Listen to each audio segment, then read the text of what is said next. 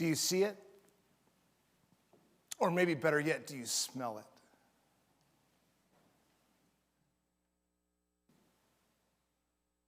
That room was filled with men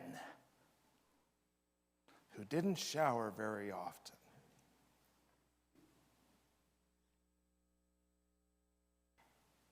And that perfume filled the room with that sweet, sweet smell. How can we fill this room? How can we fill Calvin? How can we fill each of our lives with that sweet, sweet smell?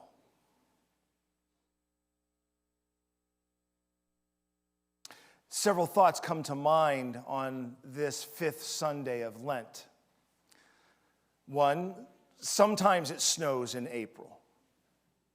And if you sang in your head, "Sometimes I feel so sad," then you get the reference. Two, I wrote that on Thursday about Friday, April Fool's Day, because I thought it was funny.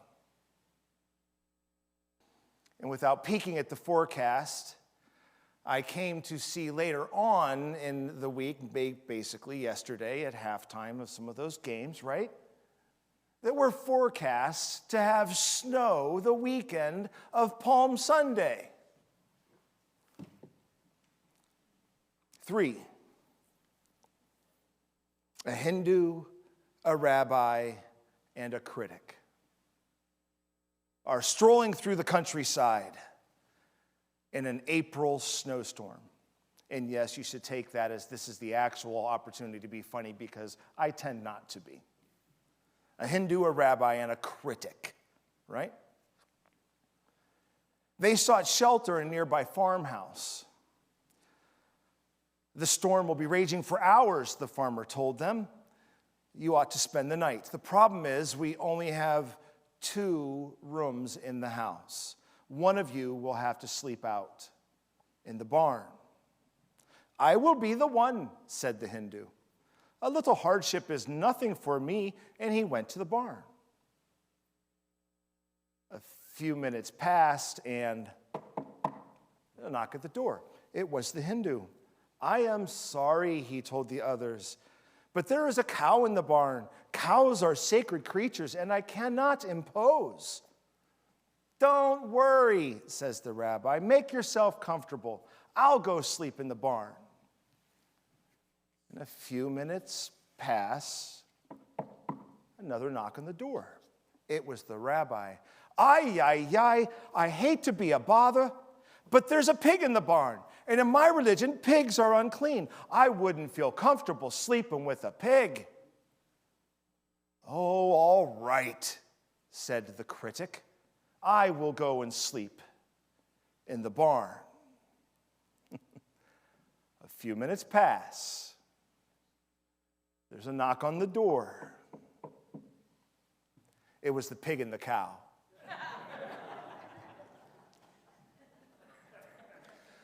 Nobody likes critics. I don't even think critics like critics. But everyone has them. Who is the critic in today's gospel lesson? That's right, you got it, Judas.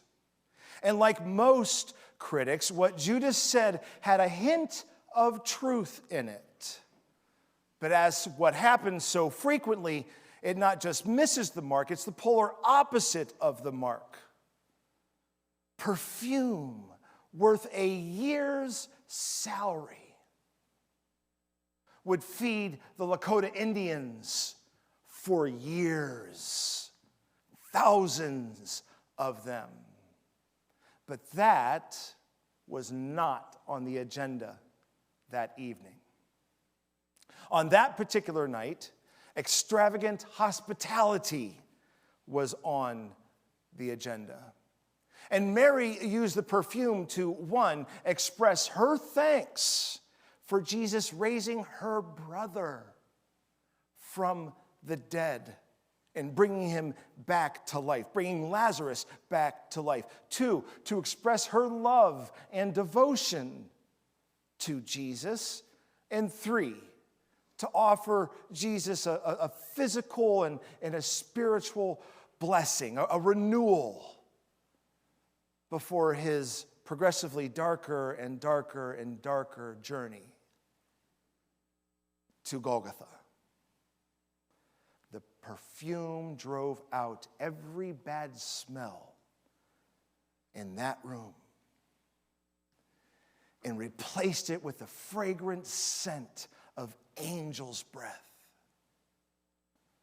There was singing in the background. There is a sweet, sweet spirit in this place, and I know that it is the presence of the Lord. Then it happened. Judas dropped the bomb, totally belittling Mary, destroying the mood of the dinner. And that fragrant, sweet, sweet spirit was sucked out of the room and replaced with the stench of moldy blanket fault-finding. Ooh, that smell. The smell of death surrounds you. We've all caught a whiff of that before. Have we not? When Thomas Jefferson was president, he and his entourage were on horseback, and standing by the bank of a river, a man approached Jefferson and asked him for a ride. So Jefferson lifted him up and put him on the horse, and they crossed safely to the other side. Upon dismounting, several of the assistants criticized the man for asking the President of the United States for a ride. "Look," he replied to them, "I didn't know he was the President of the United States. I just knew that he had a yes face. And some have a no face. The President's face said yes, and so I asked him for a ride." From parking lot to pew, from Monday morning to Sunday morning, who are we? Are we a congregation full of yes faces? People who offer extravagant hospitality to the other in our midst? Or maybe in the Ukraine? Or maybe trying to come in from the southern border? Or maybe right here in this town? You know, if we had a family from Ukraine ready to come and live into Faith House, we couldn't let them live in Faith House. It's just not in good repair. The refrigerator doesn't work. The oven doesn't work. I think the heating and cooling is just fine, but it needs some work. Are we called to offer extravagant hospitality, to maybe lend that space to the bike mission for a little bit so they can fix up some bikes, and while they do it, they can fix up Faith House, while we work on housing and helping out some refugees and offering them extravagant hospitality? Is that not the mission of the church? To bring different people together, people who look and talk and act differently, to be a safe place, to be a sanctuary, as we talked a few weeks ago, where people are encouraged to disarm themselves. Lay aside their occupations and their preoccupations, and to listen with love to one another and to God.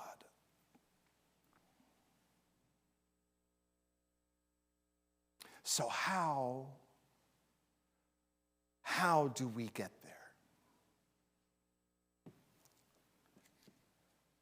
Let's follow the example of Mary.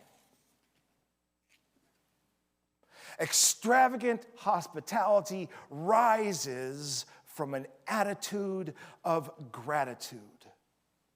That's the first step. The second step, extravagant hospitality, is our response to knowing deep in our guts, because we've seen it time and time again, that God did all of this for us. And then when we become overwhelmed by the power of God's grace in our lives, we are liberated, we are set free to share the extravagant hospitality with those who God places in our lives.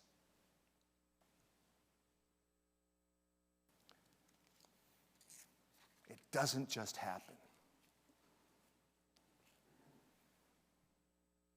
Friends, no one can create extravagant hospitality in this holy place except you.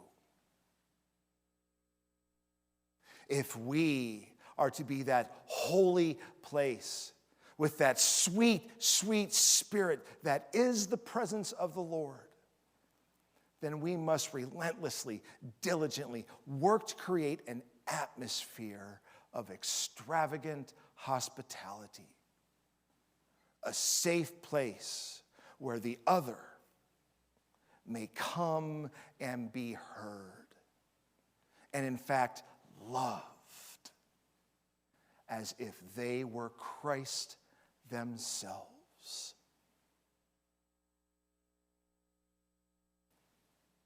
Amen? Amen.